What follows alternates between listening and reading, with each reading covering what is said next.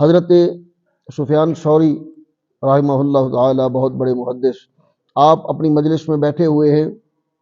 اور مجلس میں حاضرین سے گفتگو فرما رہے ہیں، بات چیت کر رہے ہیں، تو آپ نے فرمایا کہ اگر تمہاری مجلس میں بادشاہ کا کوئی جاسوس نمائندہ بیٹھا ہوا ہو تو کیا تم اپنی مجلس میں بادشاہ کے خلاف کوئی بات کرو گے، یا کوئی ایسی بات کرو گے جس سے بادشاہ ناراض ہو، بادشاہ نالاں ہو، بادشاہ کو تم پہ غصہ آئے؟ اب چونکہ بادشاہ کا نظام تو نہیں ہے، ہم M P A M N A کی بات کر لیتے ہیں کہ ہماری مجلس میں کسی چودھری کا، کسی وزیر کا، کسی مشیر کا کوئی نمائندہ، کوئی جاسوس بیٹھا ہو جس کے بارے میں ہمیں یقین ہو کہ یہ ہماری بات جا کر اسے بتائے گا، تو کیا ہم اس کے خلاف کوئی بات کریں گے؟ تو لوگوں نے جواب دیا کہ نہیں، ایسا تو کبھی نہیں ہو سکتا کہ بادشاہ کا نمائندہ ہماری مجلس میں موجود ہو،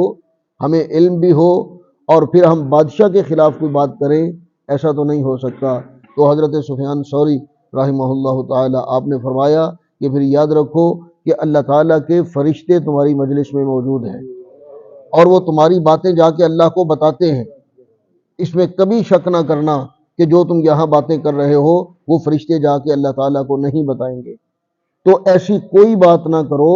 جو فرشتے اللہ تعالیٰ کو جا کر بتائیں، اللہ تعالیٰ تم پہ ناراض ہو، اللہ تعالیٰ کو تم پہ غصہ آئے، اللہ تعالیٰ کو تمہاری وہ باتیں ناپسند آئیں، اور قیامت کے دن پھر اللہ تعالیٰ ان باتوں کی وجہ سے تمہارا مواخذہ کرے۔ مجلس 2 افراد کی ہو، 4 افراد کی ہو، 10 افراد کی ہو، یا سینکڑوں ہزاروں افراد کی ہو، ہر مجلس میں